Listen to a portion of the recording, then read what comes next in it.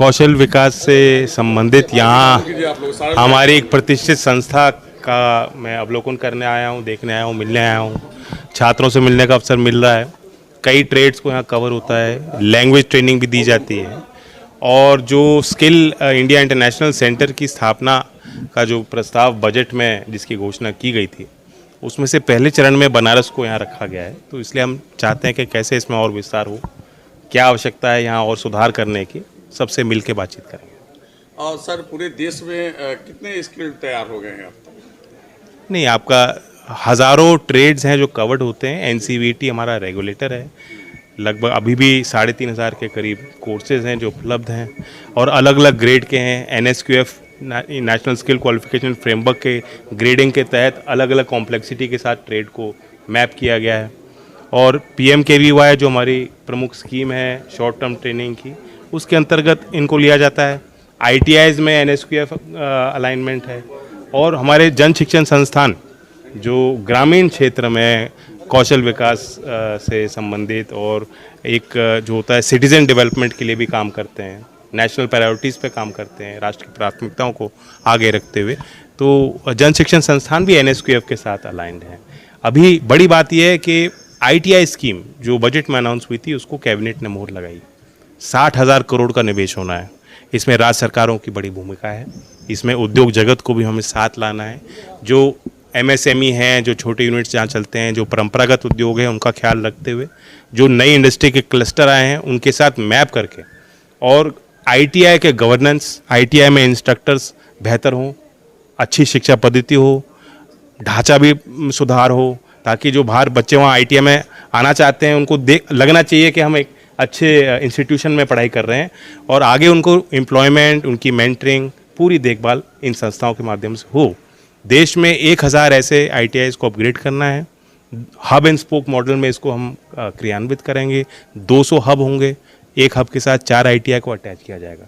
तो उसकी भी योजना चल रही है और उसकी चर्चाएं चल रही हैं। अभी नॉर्थ ईस्ट स्टेट्स का कॉन्फ्रेंस हुआ, अभी साउथ इंडियन रीजन का कॉन्फ्रेंस हुआ। आज मैं यूपी में भ्रमण कर रहा हूँ, यूपी में विभाग से जो उनका फीडबैक लूँगा।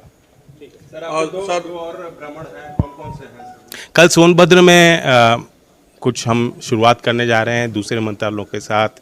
जैसा आप जानते हैं कि सरकार का मंत्र है होल ऑफ गवर्नमेंट, यानी और ख़ास तौर से कौशल विकास मंत्रालय की जिम्मेदारी बनती है, क्योंकि कौशल विकास आज देश में जितनी परियोजनाएं हैं, किसी भी मंत्रालय के अंतर्गत कोई स्कीम चल रही है उसमें भी कौशल विकास का कुछ ना कुछ पार्ट है।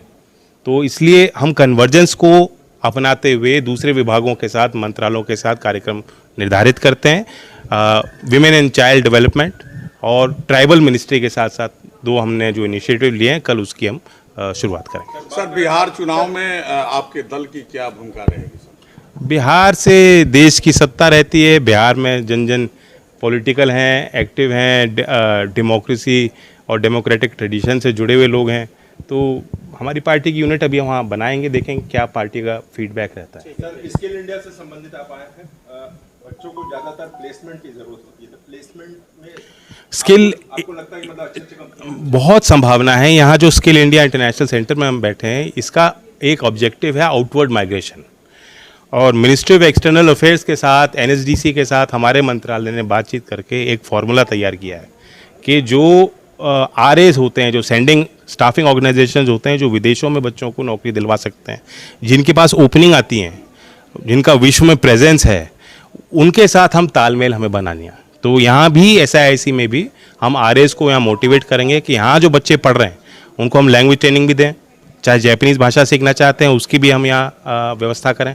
इंग्लिश ट्रेनिंग यहाँ हो रही है, ताकि जो आउटवर्ड मार्केट्स में डिमांड है, आप देखते हैं कि यूरोप में एजिंग पॉपुलेशन है और हमारे देश में एक यंग पॉपुलेशन है। तो वो चाहते हैं कि अच्छे और इंडियन वर्कर्स का सम्मान, उनकी रिस्पेक्ट पूरी दुनिया में है।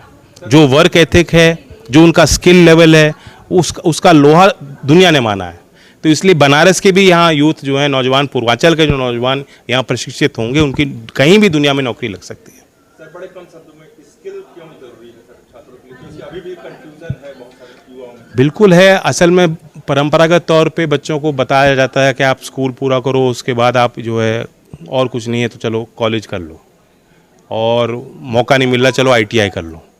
तो ऐसा नहीं है। लोग शॉर्ट टर्म कोर्सेज को ज़्यादा पसंद कर रहे हैं।